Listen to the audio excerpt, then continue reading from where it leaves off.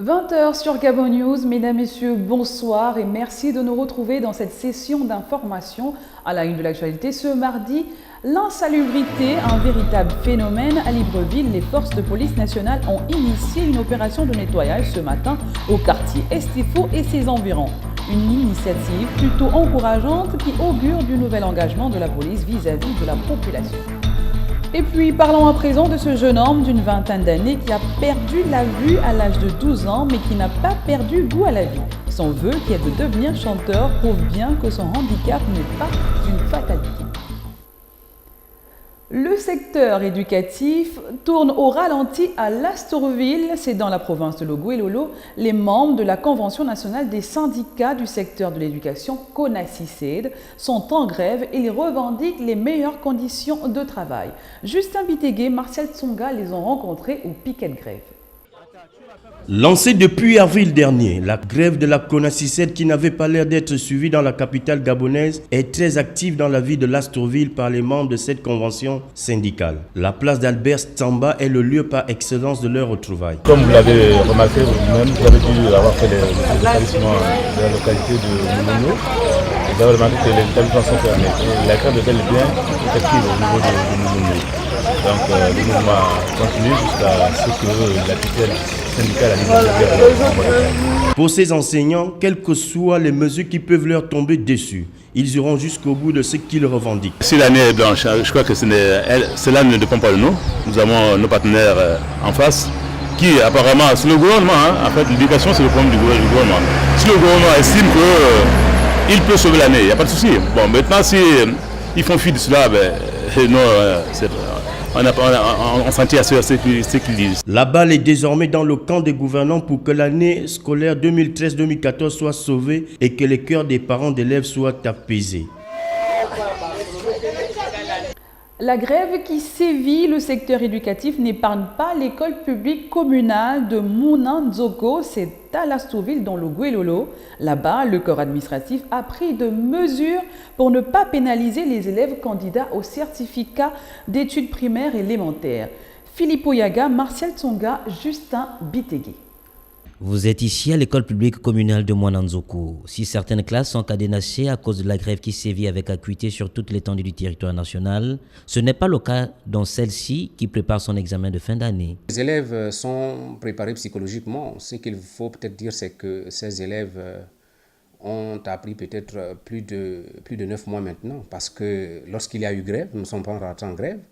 Et là, jusqu'à maintenant, ils sont en classe et je pense qu'ils sont même très pressés de passer ces examens et aller se reposer. Reconnaissant le bien fondé de la manifestation de ses collègues, le directeur de cette école les appelle quand même à mettre de l'eau dans leur vin. Ces enfants sont d'abord nos enfants. C'est vrai que ce que nous revendiquons, ce sont des choses qui sont réelles, ce sont des situations qui sont fondées, mais à un moment donné, nous devons mettre de l'eau dans notre vin et penser d'abord à l'avenir de ces jeunes enfants qui sont laissés à eux-mêmes, parce qu'il faut les voir dans la rue, que ce soit ceux du primaire ou ceux du lycée.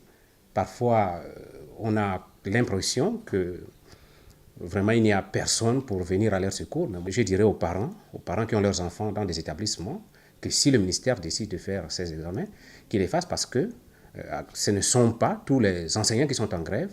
Ce sont plutôt les enseignants des classes intermédiaires qui sont en grève. Soucieux lui aussi de l'avenir des élèves du primaire et du lycée, Raymond Yola Lipango, maire de la ville de Lastourville, appelle les enseignants à mettre de l'eau dans leur vin afin de terminer l'année en beauté et en toute quiétude.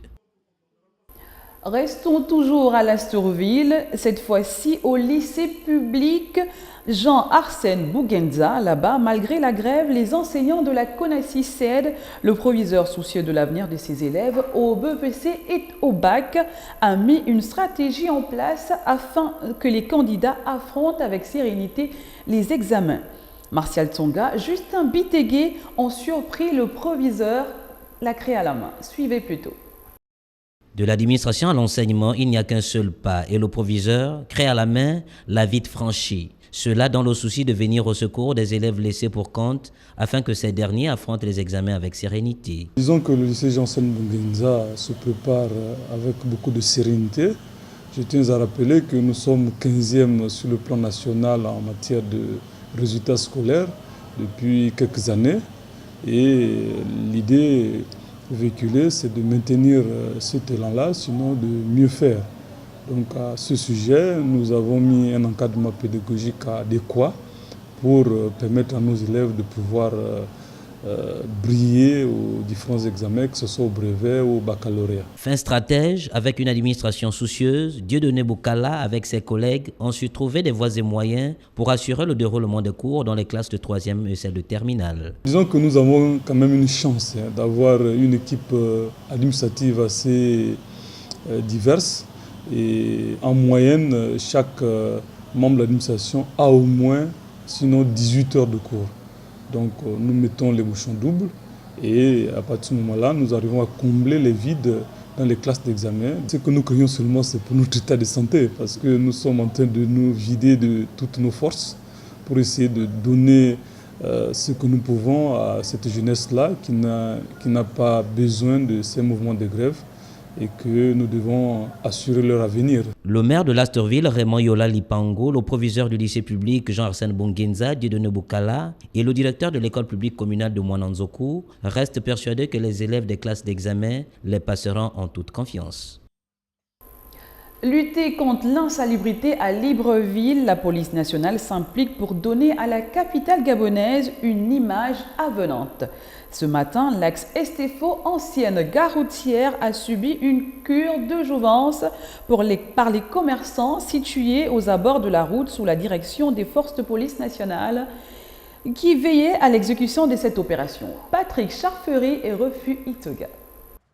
Elle a pour mission de veiller à la sécurité des personnes et des biens. La police nationale vient de marquer un grand coup en s'attaquant depuis ce matin à un ennemi qui quotidiennement gêne les populations de la capitale gabonaise, l'insalubrité. C'est l'axe reliant le carrefour Estefo et l'ancienne gare routière qui a bénéficié de cette opération exécutée par les commerçants situés aux abords de la route sous le contrôle des policiers qui veillaient au nettoyage. Chaque commerçant avait le devoir de rendre la devanture de son magasin impeccable. C'est aujourd'hui qu'on a commencé de nettoyer ici. C'est la mairie. Non, il y a la police autour de nous. Oui. Il y a la police autour de nous. Il nous a dit de nettoyer tout ça là proprement. Seulement on n'avait pas nettoyé. C'est aujourd'hui qu'on nous a dit de nettoyer, on a commencé. Est-ce que désormais vous allez... Moi je trouve que non, c'est bien. Je suis un jeune Gabonais. Oui. Vous habitez dans les environs? Oh non, j'habite à Mindoubé. Mindoubé. Parce que je travaille ici. Oui, ça c'est mon magasin qui est là. Oui. Une action qui intervient 12 jours seulement après la nomination du nouveau commandant en chef des forces de police nationales. Nzamba Paga imprime déjà sa marque, vivement que cette opération se pérennise pour que la capitale gabonaise ait une image plus avenante. Des dispositions pour la veuve adoptées depuis plusieurs années, ces mesures qui visaient à mettre la veuve en parfaite sécurité sont loin de le devenir, quand bien même qu'elles sont régulièrement exposées à des comportements blâmables et maltraitances de tout ordre. Cette 4e édition de la Journée internationale de la veuve était pour le gouvernement gabonais un rappel des droits et devoirs de la veuve. Kenny Ongori, Refus Itsuga. La Journée internationale de la veuve était l'occasion pour les autorités gabonaises, par le biais du ministère de la Prévoyance sociale, de rappeler les dispositions prises depuis plusieurs années afin de sécuriser la veuve et l'orphelin.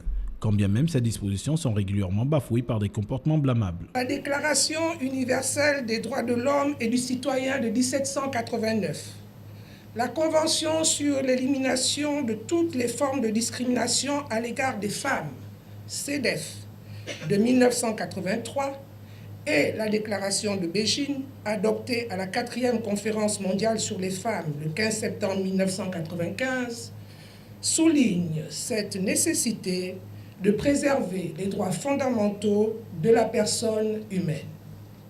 Mesdames et messieurs, l'Assemblée générale des Nations unies a de même souligné le rôle crucial et déterminant des femmes dans le monde et prouvé que leur émancipation économique, notamment celle des veuves, est une condition essentielle de l'élimination de la pauvreté. Autant de dispositions pour les veuves, pourtant, elles souffrent régulièrement de spoliations et de traitements de tout genre. Et ces règles ont du mal à rentrer en vigueur pour sauver ces femmes qui lancent des cris de détresse.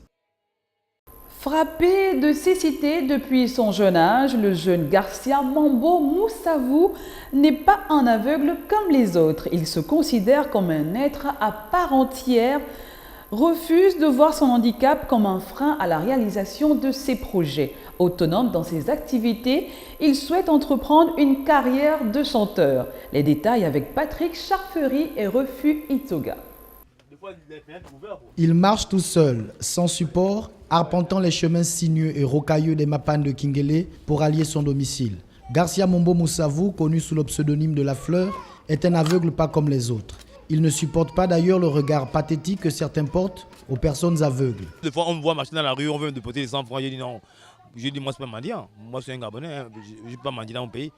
Et j'ai dit à tous les aveugles du Gabon, arrêtez les mendier, quoi. C'est pas bon. Ben, c'est ce qui donne, c'est les mêmes l'image des aveugles. Même des fois, par exemple, je m'avais dans les ministères, on croit que je vais mendier. Des fois, je viens de poser un dossier. Il joue au tiercé, compose des numéros de téléphone et courtise même les femmes dont la voix le fascine. Son rêve est de trouver un producteur pour ses nombreuses chansons qu'il compose à ses heures perdues. Il s'est approprié cette maxime de Saint-Exupéry, les yeux sont aveugles, il faut chercher avec le cœur. La musique, il l'a dans l'âme. Le zouk est son style de prédilection à travers lequel il arrive à transmettre ses émotions et à partager son amour à ceux qui l'entourent. Bonheur, soleil qui a brillé, au bord de la Gougnée, l'oiseau chante l'amour. Je vais vivre avec toi pour la vie, ma fleur ne s'en va pas. Garcia La Fleur ne demande pas l'aumône. Il veut être vu comme un homme à part entière et vivre de ses œuvres musicales. Voilà, ce journal, nous le devons à l'ensemble de la rédaction. Merci à vous de l'avoir suivi. L'info se poursuit sur www.gavonews.com. Excellente soirée à tous et à demain.